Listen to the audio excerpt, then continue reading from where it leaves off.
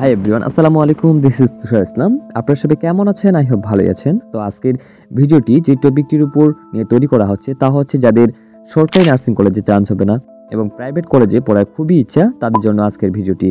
যেহেতু প্রাইভেট প্রতিষ্ঠানে পড়তে গেলে অনেক টাকা খরচ হয়, পরীক্ষার আগেই বেসরকারি কলেজে সিট কিনে বোকামি করবেন না। সেহেতু আগে থেকেই খোঁজ নিতে থাকেন ভালো কলেজগুলোতে।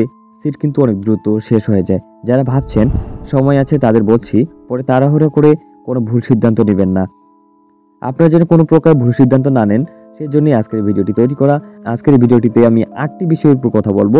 এই 8টি বিষয় লক্ষ্য রেখে যদি আপনি একটি প্রাইভেট প্রতিষ্ঠানে ভর্তি হন, তাহলে ইনশাল্লাহ আপনার পুরো কেরিয়ার অবশ্যই সেট হয়ে যাবে। মনে রাখবেন, এই 8টি বিষয়ের উপরেই আপনার পুরো কেরিয়ার কিন্তু নির্ভরশীল। ভর্তি হওয়ার আগে আপনি যেই 8টি বিষয় দেখে নেবেন: 1, আপনি যে কলেজটিতে ভর্তি হচ্ছেন বিএনএমসির অন্তর্ভুক্ত কিনা।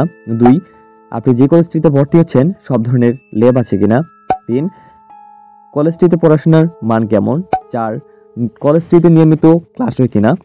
5, কলেজটি ক্লিনিক্যাল প্র্যাকটিস বা ইন্টার্নের জন্য ভাড়া সরকারি কোনো হাসপাতালে পাঠায় কিনা। 6, কলেজটিতে চলাচলের জন্য পরিবহন ব্যবস্থা সহজ আছে কিনা। 7, কলেজটি হুটহাট মিড টার্ম পরীক্ষা টেস্ট পরীক্ষায় অতিরিক্ত ফি নেয় কিনা।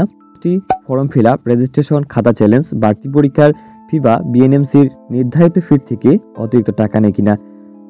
আপনি যদি 8টি বিষয় মাথায় রেখে একটি প্রাইভেট প্রতিষ্ঠানে ভর্তি হতে পারেন, তাহলে ইনশাল্লাহ আপনি মনে করবেন আপনি অবশ্যই একটি ভালো কোনো প্রাইভেট প্রতিষ্ঠানে ভর্তি হয়েছেন। আপনারা নেক্সট কি টপিক নিয়ে ভিডিও চান তা আমাকে কমেন্ট বক্সে জানিয়ে দেবেন।